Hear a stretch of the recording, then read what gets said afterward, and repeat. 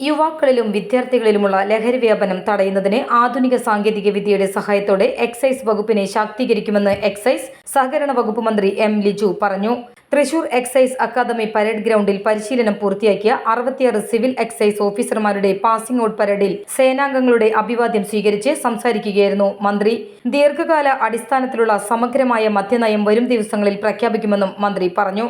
പുതുതായി സർവീസിലേക്ക് പ്രവേശിക്കുന്ന കേഡറ്റുകൾ കർമ്മനിരതരും സത്യസന്ധരും ആകേണ്ടതിനെക്കുറിച്ചും മന്ത്രി ഓർമ്മപ്പെടുത്തി. പരിശീലനം പൂർത്തിയാക്കിയ 66 ട്രെയിനികളിൽ 41 ബിരുദധാരികളും 7 ബിരുദാനന്തര ബിരുദധാരികളും 8 ബിടെക് ബിരുദധാരികളും 1 MBA ബിരുദധാരിയും 1 BEd ബിരുദധാരിയും 6 ഡിപ്ലോമ ബിരുദധാരികളും ഉൾപ്പെടുന്നു.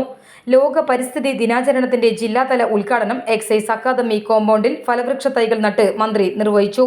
പരിശീലനത്തിന്റെ വിവിധ മേഖലകളിൽ മികച്ച പ്രകടനം കാഴ്ചവെച്ച കേഡറ്റുകൾക്കുള്ള പുരസ്കാരവും മന്ത്രി വിതരണം ചെയ്തു.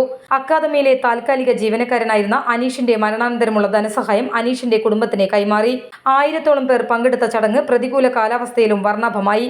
Excise commissioner Sriram Sambasiva Rao, excise academy director TM Maju എന്നിവർ സേനാംഗങ്ങളുടെ സല്യൂട്ട് സ്വീകരിച്ചു. ചടങ്ങിൽ joint director H Krishnakumar, Thrissur corporation ward councillor, ജനപ്രതിനിധികൾ, മറ്റു വകുപ്പുകളിലെയും എക്സൈസ് വകുപ്പിലെയും ഉന്നത ഉദ്യോഗസ്ഥർ തുടങ്ങിയവർ പങ്കെടുത്തു.